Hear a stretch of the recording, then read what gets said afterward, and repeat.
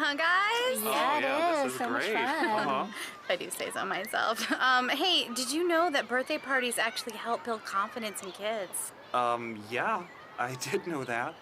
Did you know that giving kids less sugar before bedtime helps them sleep better? Right, of course. Yeah, I knew that. Did you know that strollers have the right of way on sidewalks? Oh, yeah, I knew that. Yeah, that's true. Did you know that friendly kids statistically have more friends? Everyone knows that. Oh, yeah? It's pretty obvious. Yeah, so yeah. obvious. Hey, guys, did you know that most people think they're using the right car seat for their kid, but they're not? I didn't know that. Think I knew that. No, you didn't. Parents who really know it all know for sure that their child is in the right car seat at the right age and size. Visit safercar.gov/the right seat to make sure your child is protected. Brought to you by the National Highway Traffic Safety Administration and the Ad Council. Ladies and gentlemen, we're here at the Uptown Karate Club, where we're about to witness an incredible display of, well, it's hard not to call it anything but a display of stupidity. Hey, buddy! Do you really want to whack that pile of 2x4s with the part of your body that you think with? You know, there are easier ways to prove you're a... Whoa! That's gotta hurt! Like I was saying, there are easier ways to prove you're a man. For instance, registering with Selective Service when you turn 18 shows that you're a man who's responsible and in charge of his life. Plus, it guarantees that you'll have the chance to receive college loans, job training, and government jobs. And best of all, it doesn't hurt a bit. Register with Selective Service within 30 days of your 18th birthday. Online at www.sss.gov or at your local post office. Ooh, that's a nasty bruise. Oh, it does hurt. Is that a splinter? Are you thinking about getting your GED diploma? Well, here at the GED Pep Talk Center, we've got a number of pep talks that can motivate you. Sometimes things don't always turn out the way you want them to. You know that feeling? People look at you and don't believe in you. You want some gentle encouragement. Then you're on your way to your GED diploma and a better life. But I know they're probably just a little bit nervous. You can find it in yourself to take that first step. You can improve your future. You can do this. I know you can. You need to start pushing yourself. Now get your game face on and take the first step towards a better life. Hurry up. Don't make me repeat myself. Whatever level of motivation you need to get your GED diploma, we've got a pep talk that's right for you. Call 1-877-38-YOUR-GED or visit yourged.org for your pep talk and find free GED classes in your area. GED is a registered trademark of the American Council on Education. Brought to you by Dollar General Literacy Foundation and the Ad Council. This is Health and Wealth Radio, AM 1470, WWNN Pompano Beach, and WKIS HD3, Boca Raton, Miami, Fort Lauderdale.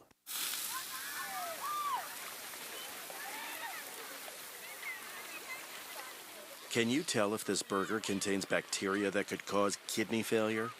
Listen. Can't, can you? You can't see it either. There's only one way to tell if you've cooked meat and poultry to a bacteria-killing temperature. Use a food thermometer. It's not an extra step or a nice to have. Raw or undercooked meat may contain bacteria that can make you very sick, or worse.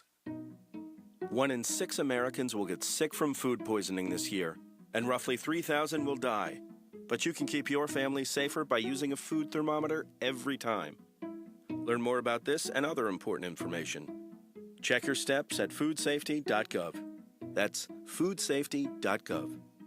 A public service announcement brought to you by the U.S. Department of Agriculture, the U.S. Department of Health and Human Services, and the Ad Council. Saturday, 8 p.m. If you have plans, I can't tell you to cancel them, but by 9 p.m. you'll wish you did. Spano's Big Radio Show.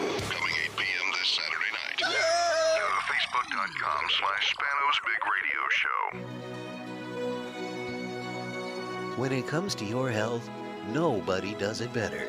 South Florida's Health and Wealth Radio, AM 1470, WNN.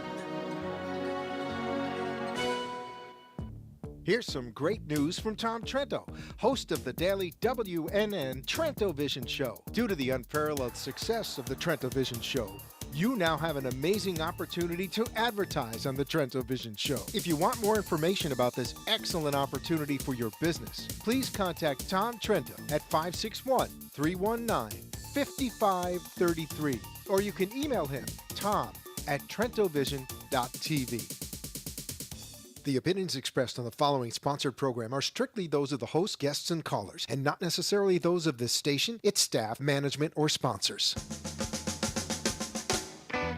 Welcome to Trento Vision, where bad ideas get pulverized and the truth will set you free. Trento Vision is hosted by Tom Trento.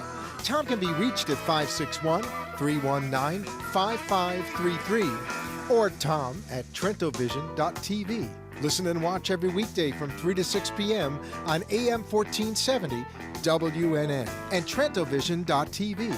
Now, let's get a peek at Tom's view of the world. Here's Tom Trento.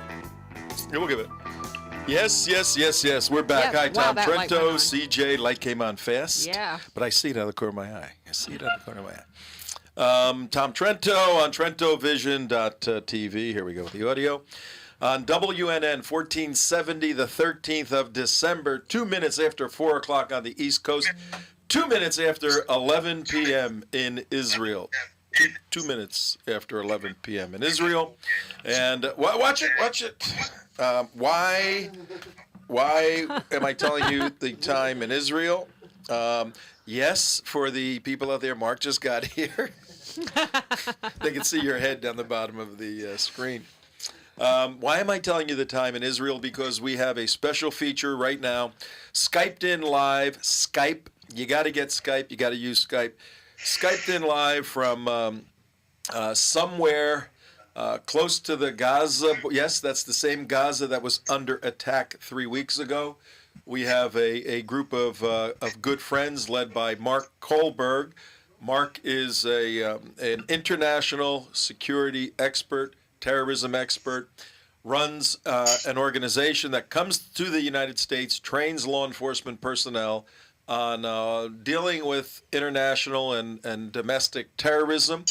He learned how to do this by going through the. Actually, he was in the South African Army, then did Aliyah to Israel, was in the IDF, the Israeli Defense Force, then became a national policeman, and specialized in counterterrorism, terrorism, with a real focus on suicide, homicide bombings during the Second Intifada. The United West, we went on a briefing, a security briefing with Mark back in February of 2011, almost a year, man, almost a year.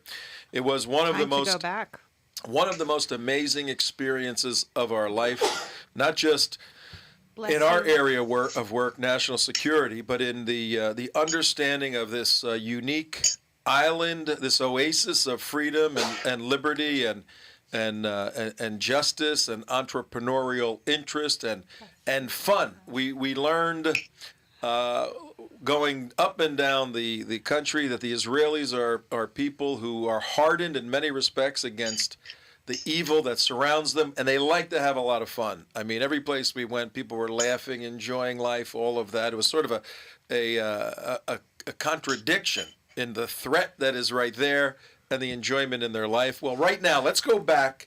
Can we get them back on? Let's go back into Israel. First, CJ, give the number and everything if anybody wants to call in. Right. If you have any questions for our guests from Israel today, our number is 888-565-1470. That's 888-565-1470. Thank you very much. And here we go with Mark Kohlberg. How you doing, Mark? Good. Let me introduce you to Barbara from Milwaukee. Say hi to Barbara. How are we doing with the picture there? Good. Hi. Hi, Barbara. Barbara. From the Milwaukee, Wisconsin area. I'm a tourist here in Israel right now. Oh, I don't see her. Oh, here she comes. Oh, here she comes. Hi, Barbara. You're from Milwaukee. Hi. Hello. Well, greetings back to Milwaukee from Florida, okay? Okay. Now, what are you doing there? I'm basically a tourist. I've always wanted to see this area, and the opportunity came up. I came over with a friend, I don't think we all in the United Lost him again. Oh, did we just lose the audio for them? Well, there's a delay on it, so what happened? No, we've lost. The gerbils over in Israel are not They're not cooperating. cooking too well. That's okay. They will come back, and we're going 7,000 miles through the air, basically, unless this is the underwater. So what we need is flying squirrels. Yes. Where's Rocky when we? I don't know. Is the internet from Israel hardwired through the ocean? Yes. That is through that ocean cable, fiber cable. It actually goes up and connects through Europe across the channel and over there, and there's actually another line that goes all the way. It's quite amazing, actually. The world is wired. It is amazing. Yeah. But sometimes little frogs chew on the wire at the bottom of the ocean, and water gets in there. There's no frogs at the bottom of the ocean. And by the time the Navy SEALs get down and seal it, the SEALs seal it. It takes the break. But this is really a good opportunity for folks to get a first-hand look at folks who are right there right now. It's very late at night. They've been through this 5-6 day, nonstop. We were up 5 o'clock in the morning, getting to bed 1 o'clock. It's a brutal. Well, I think it's really interesting that Barbara describes herself as a tourist, because this is not like a fun tour of this is of not Israel, visiting. It's not visiting and this the is not ruins. even like the Holy Land tour of let's follow in Jesus's path or anything like that. Nothing like this is some. I hope we get her back on, because I want to know, how do you decide? Gee, I want to go to Israel and show me Study some bomb bombs. Yeah, shelters right, exactly. and show me where the rockets come in from. I have a Jewish middle-aged woman, a friend of mine. She would call herself a Jap. What does that mean?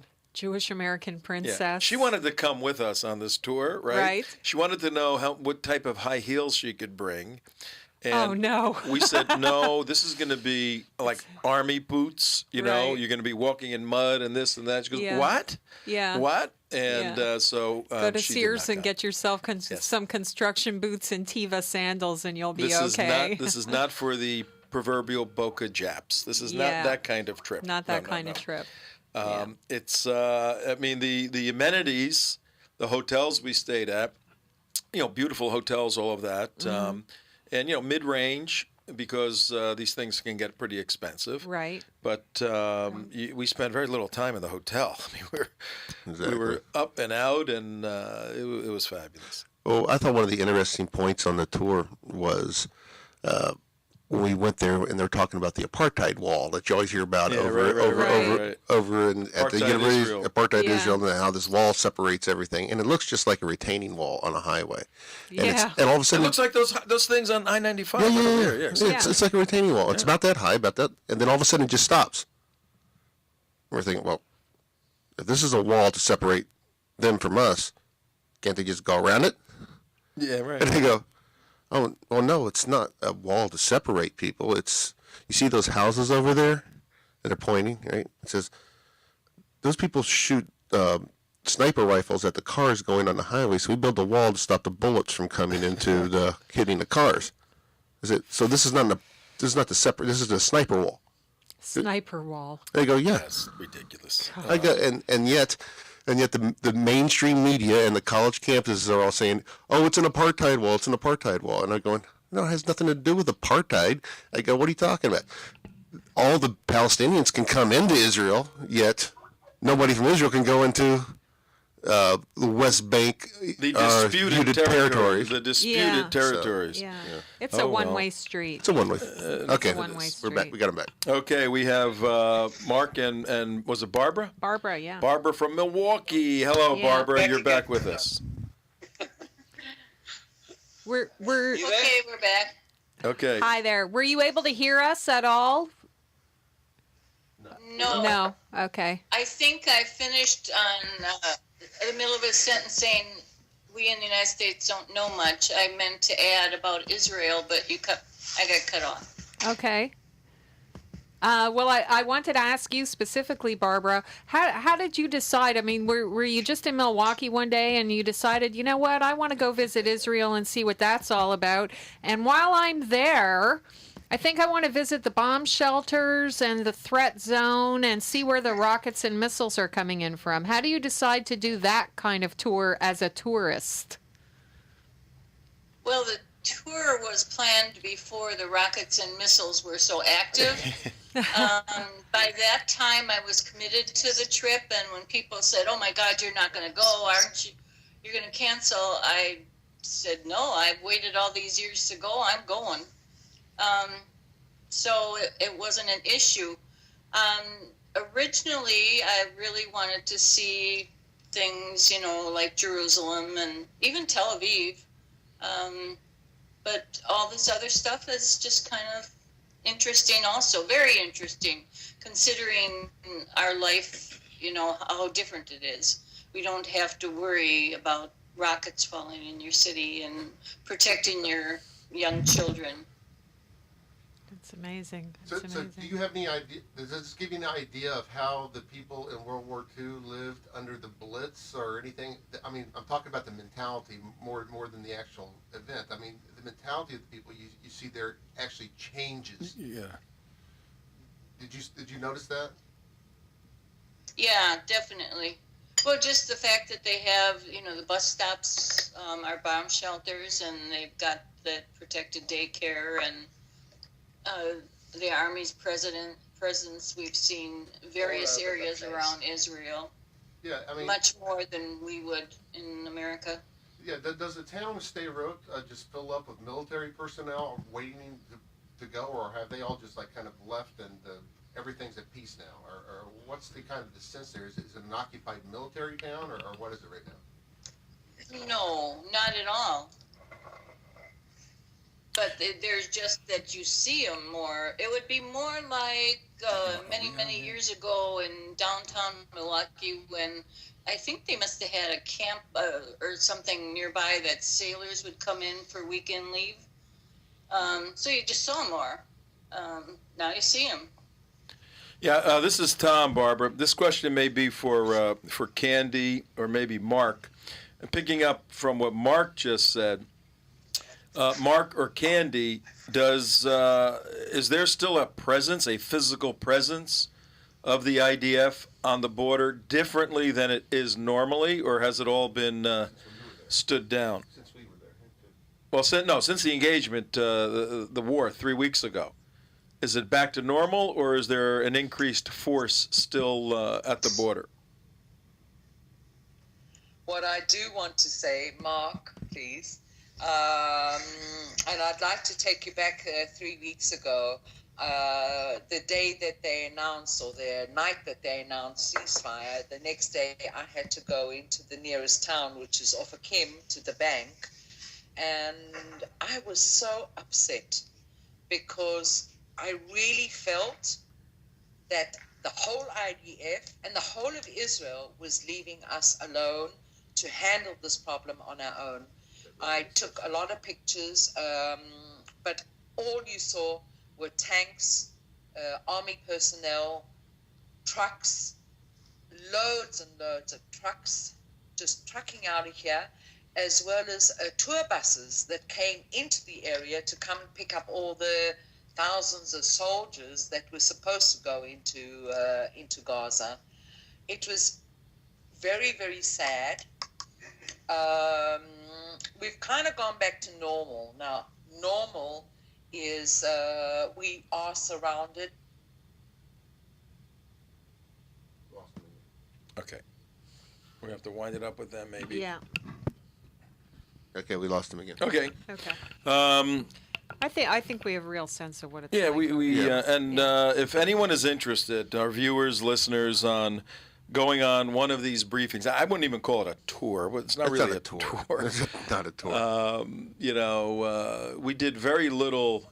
We did a few traditional tour things. You go to the Holy City, the old city. But we went there to study the way in which the infrastructure of the Israeli government, its counterterrorism forces, keep everything safe in where the Dome of the Rock is and where the Western Wall is. They're right next to each other. Right. And it graphically illustrates the global, potentially apocalyptic battle taking place between Islam and the West. In fact, Islam and Judaism. The dome is up there on top of the second temple. The wall's right here, which is a wall to the temple. And never the twain shall meet at this point. Interesting. But we were studying all that sort of stuff, and it was day in, day out. I mean, you had to be in pretty decent shape. And But we actually had a terrorist attack where we were too. we could probably show some of that. I think that would be good if we can pull that up. Right behind us, and Mark Karlberg was like right in the middle of it too. So You know what? Let's find that. That'd be fascinating to show. There's a 2-minute one. Yeah. See if you can find that one. And if anybody wants to do this, if you're crazy enough to want to go to Israel on an insiders behind the Oh, scenes. they're back. As soon as you said that, they popped up. If you're crazy enough to want to do this, we're only gonna. Mark, you there? I can tell you that the war that goes on the street corner over drugs, is it any different than people killing each other over ideology? One is for money, and one is for a belief. People are getting killed in America or here. It's just more glorified in the media. That's really all it is. Well, the drug lords aren't launching rockets at you. You know, that's the difference. You know, and. If I can interrupt, I would like Fred just to tell you a story because he's been working in agriculture on the kibbutzim, which are surrounding the Gaza border. Tell us a story that you just told Basically, an average day before any of the rockets were coming, every day rockets come. 1, 2, 3. You also have a smaller ammunition called, in Hebrew they call it ma'agamot, hand grenade, things like this, rocket-propelled grenades. And every time that I would work down on the border in a place called Cholit, I would have a tank that would stand there, and he would, fly around with, well, not fly around, but his turret would go back and forth, looking to shoot somebody. And I also had 3 jeeps, 4 guys to a jeep, just to protect me for 8 hours. That was a normal day of work for me down on the border. If you move to a place called Eneshlosha, I came after the fact of a suicide bomber that made it over the fence, nearly made it into the kibbutz, and what was left of him was all over the floor. And every day I was pulled out of the fields because of snipers or Qassam rockets or, again, rocket-propelled grenades. This was an everyday thing. It wasn't anything new. It wasn't like, 75,000 troops on the border ready to storm the Alamo. This is an average day. And I think it is a bit more than New York, I would have to say. when I put it like that, so. Well, what psychologists call this, it's called a normalcy bias. I mean, you want, psychologically, you want to live your life in a normal way, and it happens over a gradual period of time. Well, right now, the normalcy bias in Sderot is, hey, you build bomb shelters, you get 15 seconds, you don't build your children's playgrounds, any walls any higher than 8 feet because they can't get down in time. And it is a normalcy bias of what the people have been forced into perceiving as normal. Right now, normal seems to you, hey, rockets come out, it's normal. You get used to it after a while. It's psychologically, that's what happens. And in New York, nobody has rockets launching at them, so it's abnormal. To you, it's normal. We have no rockets launching at us here in Fort Lauderdale. That's abnormal. To you, it's normal. So therefore, your psychology moves you to a different direction where people look at, from America, look and say, this is crazy, this is nuts. Where you say, well, no, this is actually normal. And that's what the perception difference is between us, and then people in America have no idea what your normal is. If they actually did know what your normal is, they would say that's abnormal, that's crazy.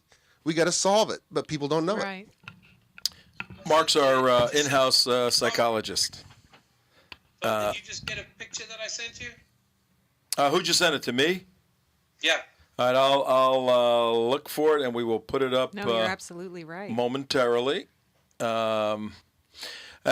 Mark, when we lost you last time, we were going to lay out how people can contact you if they're crazy enough to want to go on one of these briefings, and we're going to try to be on your next one. When is the next one planned, and how can somebody contact you?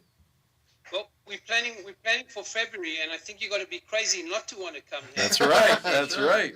So this is really an amazing country, and No, it really is. It's worth it. I think that people need to take the opportunity and come and visit. It's not all about bombs and rockets and missiles. In fact, we've stopped that.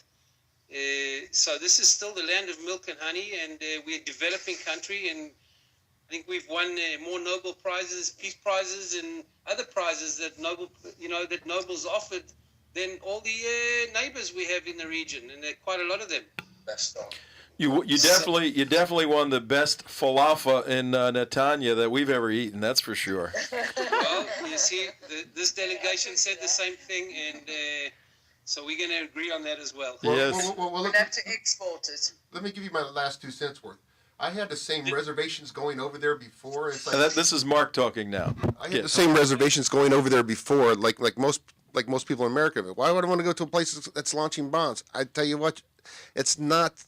When you get over there, you learn so much. It is so worth it. It is. I mean, and that's the fear will cause you not to learn.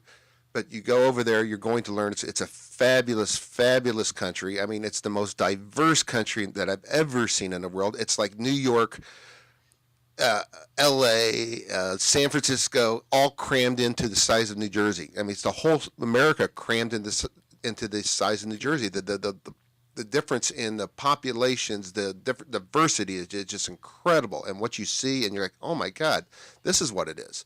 And it really opens up your eyes to what the problem is over in the Middle East. Hey, you guys need to hire him as your tourism director. Economic point? Yes, go ahead. Hey, Fred Perry, can you hear me, Fred? Yes. Before we lose you again, Yeah. when are you getting back to the States? Saturday morning. Okay. Maybe next week when you get through your Israeli jet lag, Yes. give us a call. We want you to come in studio. Yes, Bring please. some pictures, and we'll go through the whole deal. If you'll have me, I'd be happy to do Oh, that. we are dying to have you. Yes, we will have you. Well, to your point, I think it was Mark that was making, another observation. I feel like the reporter from the Northern Telegraph, if you remember the Kipling stories. Yes. But we were in the town of Netanya, which is as close as I could say to a city like Fort Lauderdale. It's a beachside resort, hotels on the beach. And one of the things I noticed throughout Israel, but especially in Netanya, with a number of sky cranes that were building buildings, tall buildings. It was unbelievable, the amount of construction. It was like the real estate boom in Broward and Dade counties of years past. And one of the things that I specifically noticed in Netanya, that there's a lot of marketing to the French. And these beautiful condos were being built on the beach, just off the beach. Dollar exchange wise, they were about $1 million to a little bit more than $1 million. And so I started asking some questions. The billboards were in French, clearly marketing to the French. There's 2 reasons that there is a sizable immigration into Israel by French Jews particularly. Yeah. One is there's a lot of anti-Semitism. Tom, this is right in your lane. In France, that's being perpetuated by the Islamic community. The exclamation mark on that was the murders outside the daycare center in Toulouse.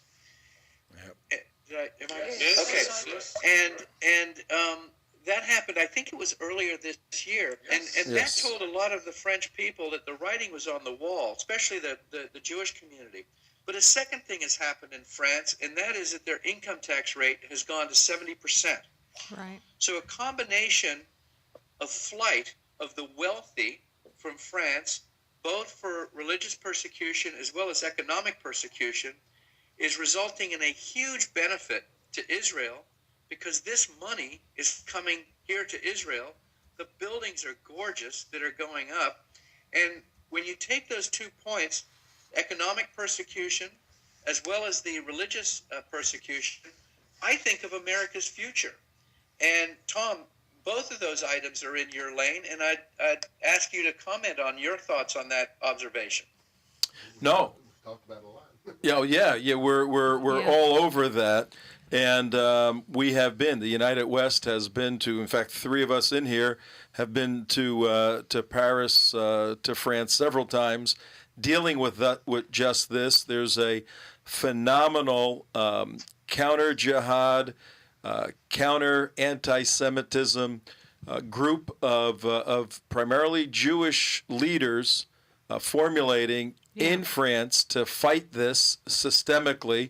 They're working with us here, and but on the 20, I forget which date exactly, but that decision at the UN last 2 weeks ago, Fred, where 138 nations, many of whom ought not to have done this, including France, Germany, France, they voted against the interests of Israel.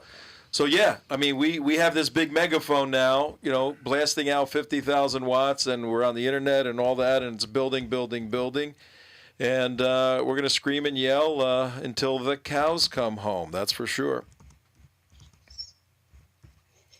Here's what we're going to do, though. We're going to let you guys go. We're at the bottom of the hour, and we know, how difficult it is right around now on this briefing. But Mark, if you can give everyone for the audience a contact place to get in touch with you, and Candy, you too, then we'll close out a wonderful, wonderful segment with you guys. I just want to say one thing before that, Tom. Thanks for hosting us again. And Barbara says we feel safe here in Israel, which is, for me, I've done my job this week. Awesome. So that's number one. The second thing is people want to get hold of us. We're having a program again, hopefully in February 2013. And simply contact me at mark@mkisc.com. That's probably the best thing to do. Okay, that's Mark at mkisc.com. Easiest thing, February program. Or you can contact us, Tom, at trentovision.tv. We'll get you all the information. I sent out an email to 20,000 people today, and we put your link on it, and we put Candy's link on it. Candy, how can people get in touch with you? The website is still getting built. It will be thenegevexperience.com within a couple of weeks. At the moment, only through Facebook, but all through Mark. Mark and I are trying to work in collaboration together. What I would like to say is it is the Garden of Eden over here. Beautiful pastoral surroundings and lovely small agricultural community with the best weather ever. Today was a bit of an exception, but I think everybody had a fantastic day, and we did involve agricultural and produce with all the new Israeli inventions in agriculture, as well as going along the border. Okay, sounds good.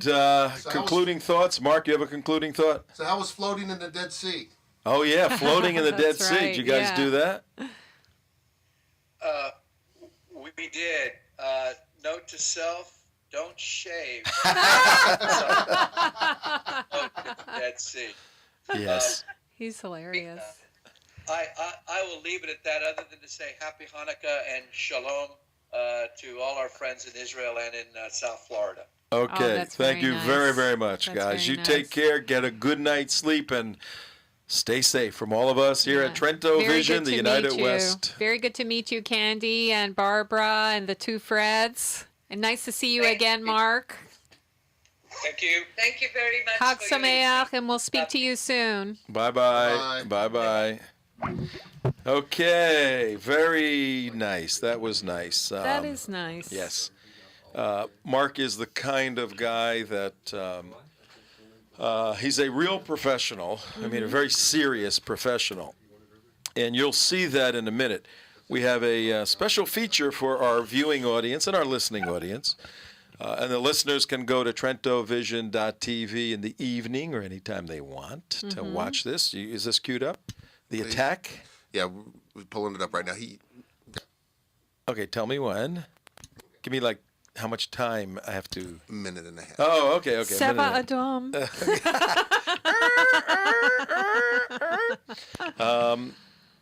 What you're going to see right now, for those of you just tuning in, it's 4:32 on the East Coast. That includes, I don't know, Maine and all those countries up there, and New Hampshire and Connecticut and New York and New Jersey and Philadelphia, and coming all the way down here.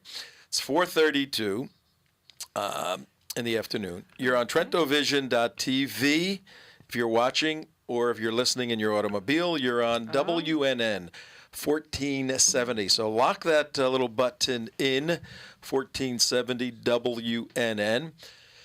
And the new wave of the future is iHeartRadio. It's an application, or for the digitally astute, it's an app. Okay, APP, shortcut for application. You get the iHeartRadio app, and you download that into your smartphone, and you be cooking with music and jazz and blues and our show, TrentoVision.tv and WNN 1470. Go find it. You can listen to studio quality audio anywhere you get a phone signal. It's very, very cool. And the audio you're going to listen to right now is a little frightening, actually. Here's the context for what happened. We're gonna all the people that want to go on this briefing, they're gonna look at this and go, oh, we're not going on that thing. Well, understanding we had a full security thing there too, so we it was the event that was more important than the actual threat to Yes. Look, this is not for the faint of heart. Okay, as you're gonna find out in a minute here. What happened was this. As I said, the United West, our sister organization, a counterterrorism educational organization. We teach on Islamic jihad. We teach on all types of terrorism factors and facts that are existent in the United States of America and throughout the world. We went on this briefing last February, and we shot a lot of video on the briefing to share with people when we came back. We were on the Mount of Olives, the quiet, serene place where Jesus taught the Beatitudes, okay? Not quite on the day we were there. We were on the Mount of Olives, which is a mountain. You drive up and you go through an little Arab village to get to the little tiny road. These are roads that are, 12 feet wide, 2 cars squeezing by. And you come down the little slope, and now you're on the hill overlooking the old city of Jerusalem. And it looks like, I hate using the word surreal because it's so beat up, but when you're standing there and you're looking out and you see the Dome of the Rock and you see the city and you see the graveyard that's there, 2,000 years old, and if you're a Christian or a Jew where all this stuff has real meaning, or a regular person that likes history, you go, this is crazy. Look at this thing. It was absolutely beautiful. And we're there, and we decided to make a little video about the symbolism of the Dome of the Rock, the golden dome that you see in all the pictures. That's owned by not the Jews. That's owned by the Muslims. That is not a mosque. It's a Muslim edifice put up to compete with the synagogues and the churches in the early 6th. That was actually 689 that was built. So we're looking at that, and we said, you know what? Mark's got a camera and I have a microphone.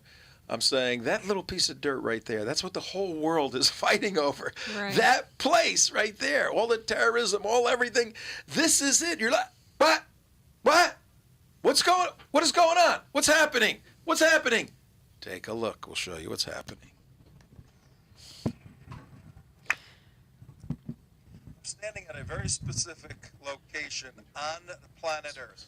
And if you take a look over here, this piece of land is the epicenter for global chaos, global terrorism right now. If you read any newspaper, any television show, any magazine, it's going to find its way back to this piece of land and that building with the gold dome, that area right there.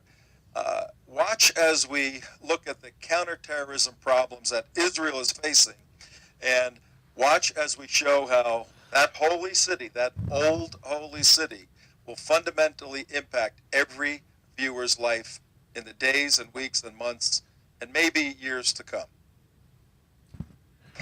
2 minutes and 37 seconds later.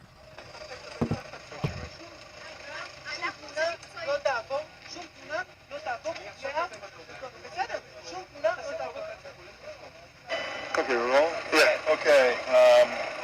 We have no idea what exactly is going on here, but we were just on the Temple Mount overlooking the city. We heard a siren, we came over here.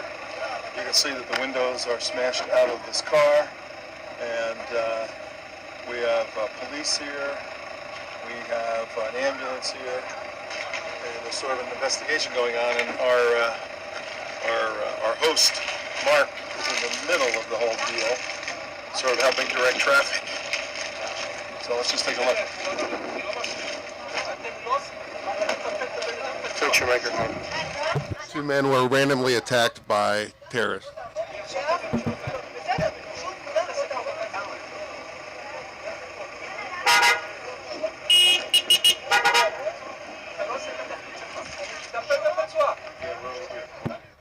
The 2 gentlemen that were attacked were 60 and 70 years old. Mark's getting very agitated. I see somebody with Band-Aids, so apparently he got hit with rocks, it looks like.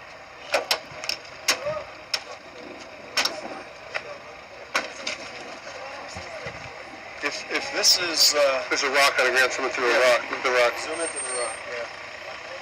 This is an attack against this car. We were just warned about this about an hour earlier. And take a look at Mark over there. He's reverted back to his police counterterrorism capabilities. Just keep an eye around us. Just keep an eye around everybody, because there could be a secondary event here. Someone threw a rock in the window, obviously. Or the back one, too. Right there, too. Looks like we got hit with rocks. We're going to push them to the video. Let's go over here. Okay. Yeah, what they're looking at is a car with the window smashed out and a big rock that just went through it, and the guy's all bloodied up coming out of the back of the van. He's about 70 years old. It basically, and for those of you listening, you're hearing noise and horns and all of that. You got to get home and go to TrentoVision.tv and watch an actual terrorist attack happened right where we were, about 100 yards from us. And there's pictures now of a bloody guy in an ambulance, being placed in the ambulance. He was attacked by about. You're gonna hear me interview Mark in a second. Right now? Mark, who's blue bag? Who's blue bag? It's probably one of these guys.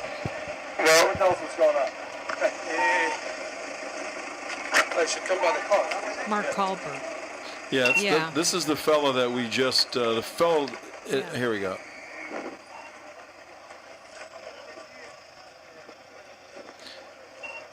The briefing we just got live from Gaza.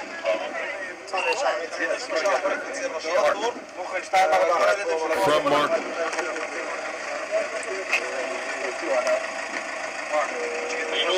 We're looking at a smashed car now. All the windows are smashed out. There's a footprint right in his air.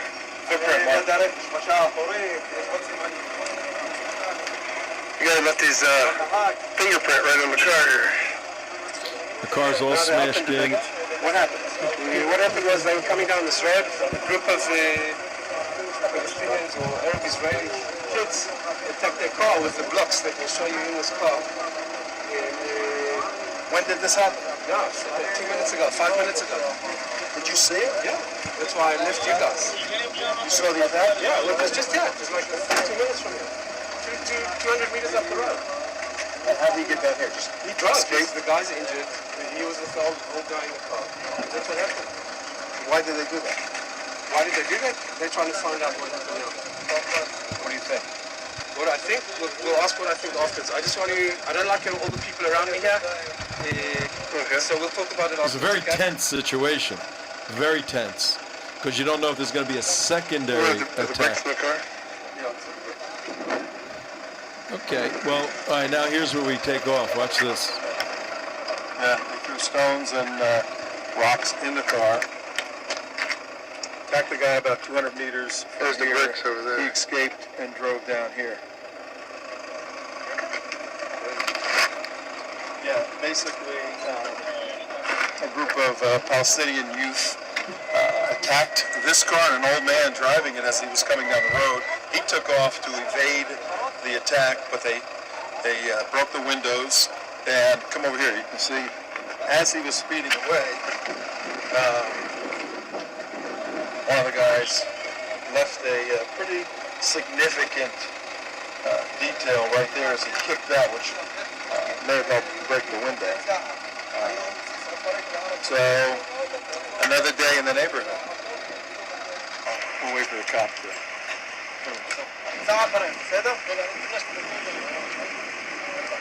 Brave kids, you know?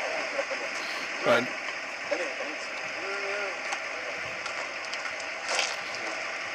Yeah, the police mentioned that if these guys had stopped driving, they would have been killed. They drove and escaped. One of them was in the hospital. They would have been lynched. Lynched, yeah. Now you'll see and you'll hear. Mark tells us to get the hell out of here.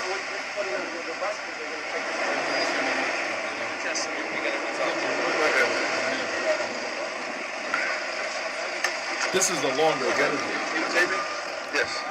We were just asked to get in the bus very quickly. Here we go, yeah. Mark explained that things are heating up a little bit here. Here's where we are. There's what did I say a minute ago about the epicenter of chaos, you know? I mean, this is a very symbolic, seriously symbolic. All right, we're getting yelled at by Mark here. To get in, because things are heating up, and he doesn't want the Americans to get hurt. I agree. Told us to get back in our bus. There was some intelligence that there was. On every corner there are people standing on the corners, just standing and watching. This is spooky. On your left, you'll see driving out by of the here. truck, by the van. And Yeah, I just saw this guy right back here also, right back here. Yeah, and they're motion watching to the guys inside. Yeah, you wonder what's in Motion to those the guys bags. inside the building. When the We world were stuck media in traffic. We takes weren't moving pictures at and one video, point. Yeah. And they say rocks is not dangerous. We had now no you're a weapons. witness to see that rocks can kill. They could have killed us easily.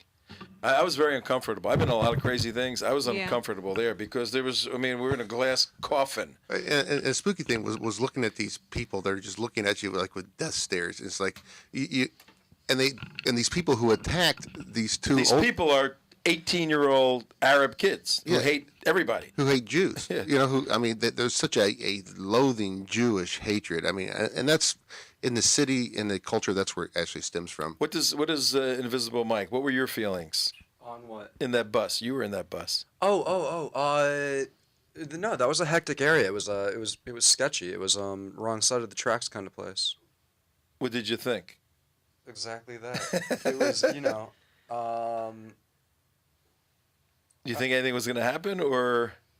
No, I honestly didn't. I didn't think it was that bad. It almost feels like it's a run of the mill occurrence there. So it wasn't like they saw our bus or anything like that and wanted to be antagonistic. It was just, oh, there's an opportunity. We're going to take that opportunity. Right. Yeah. But Normal bias. they'll take that opportunity every single time they see it.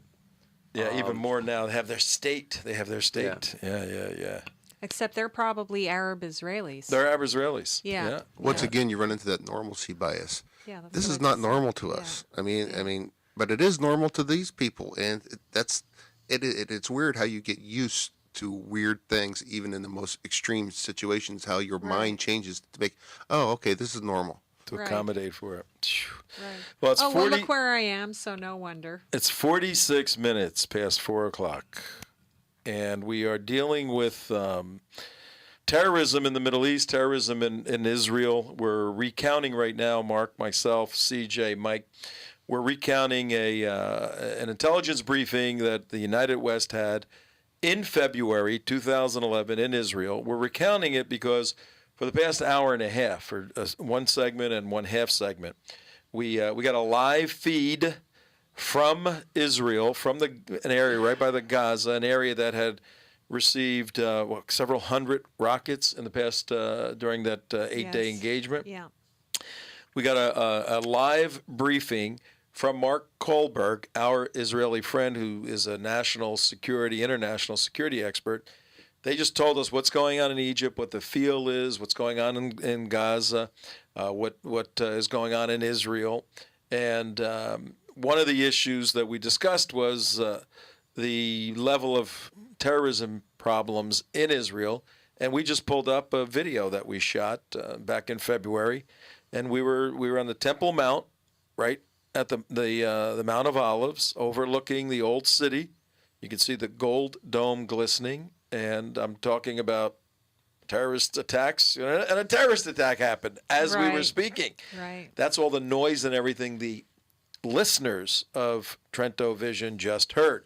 You got to go home, get your little iPads, your computers out, go to TrentoVision.tv, it'll be part 2 of today's shows, and you can watch us handling a terrorist attack, and the aftermath of it, covering it on the Temple Mount in Israel. Pretty crazy stuff. Yes, Mark. So, CJ, what's the weather like today? Yeah, these people live with this stuff. I mean, I know. Okay. Bring it back home and here, please. Yes, okay. To update everybody in beautiful downtown Boca Raton, Florida, where there are, so far as I know, no rockets flying. It is cloudy and 72 degrees. How about a traffic report, Mike? The traffic report. The southbound is flowing, and the northbound is as well. South and north are flowing in Boca. You're getting fancy. You get it flowing in there. Stepping up his game here, huh? Yeah, man. Very descriptive. Okay. All right, where are we? 49 minutes past the hour. Almost time for a break. Yeah, well, let's just conclude with what we heard Mark and Fred and all of them say. Kind of sum it up and make some application for our audience, because that's what we do. We take all of this stuff, we make a little bit of an application for you specifically so you understand the global issue. Then you can take that application and apply it on a personal level to deal with the difficulties in the world today. What applications, guys, would you draw from what we just heard? Well, I think one thing that we need to remember is that Israel is the only democracy and our only real and true ally in the Middle East. And Israel is really the tip of the spear. What happens to them means it's not happening to us. And what is normal and scary for them, it could be normal and scary for us, but it isn't, because they're there taking the hit of the Islamic Jihad, and we're not. So I want people to remember that. That is a fabulous point that we try to deal with a lot on this show, but it can't be said too often that this country is an isle of democratic tranquility. It's a stable, even though they got 32 parties and everybody's screaming and yelling at each other. Right. There are no efforts at violent overthrows of the government. There's nobody wants to be a pharaoh or dictatorial regime. Why is this something inbred in the Islamic mind? I mean, every one of these 56 countries has, phony baloney democracy where the leader is a dictator, or real life dictators. What is that all about? No, it's nothing but dictatorships and oppression. Yeah, well, that's the only two things that can live in Islam is brutal dictatorships or theocracies. Take your Which pick. are the same. And I'm going to and we had a Because you girl. can't allow democracy. Because the girl who we're talking with the other day, she says, "Well, there is a third option. There's freedom and choice." I'm going, "Okay, show me where this has ever happened in Islamic cultures, and I'll agree. And I'll give you that.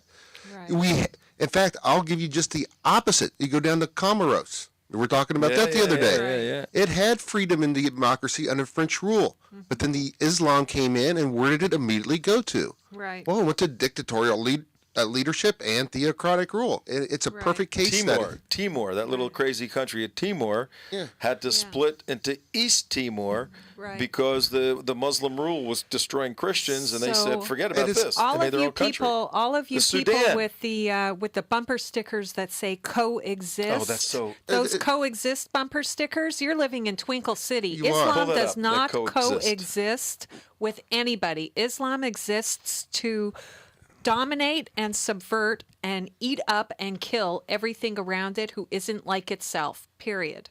And here's one of the big misnomers throughout the world and throughout the land, especially in democratic mind thinking. They think, well, the economic development causes terrorism. No.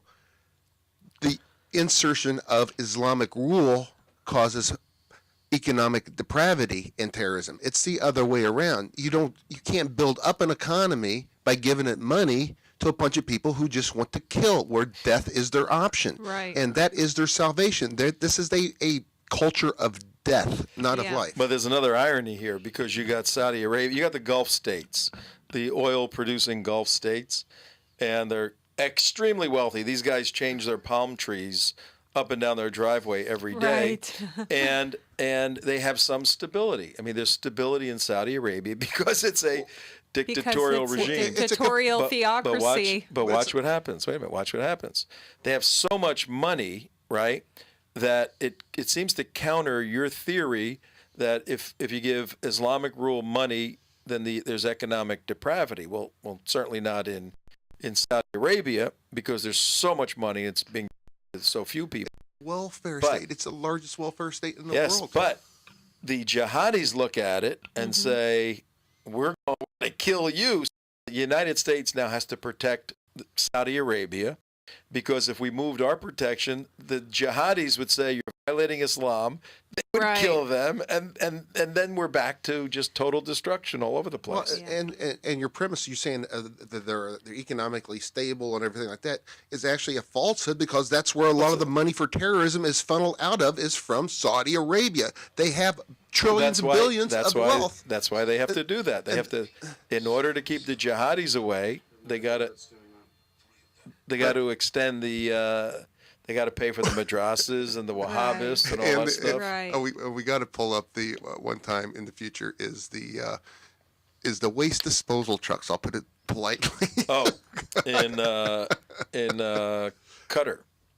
Was it a Qatar? No, I thought it was a. No, okay, people from the Middle East Dubai. It was Dubai. People from the Middle East call it Qatar. That wasn't. But I asked the guy from Al Jazeera, and he said Qatar. To get rid of the waste. And there's this is in Dubai. Yeah, there's a long line of trucks, miles and miles and miles long, to take waste out of the city, and the reason is crazy. But we'll talk about that. In any event, we are analyzing the reason why there's so much hatred for this country, Israel, that just simply wants to produce, build, enjoy life. But more importantly, from our point of view, Trento Vision and the United West, more importantly, from a national security perspective, America needs Israel. America, we'll talk about this when we get back. America needs Israel more than Israel needs America. Yeah, Israel shouldn't count on it.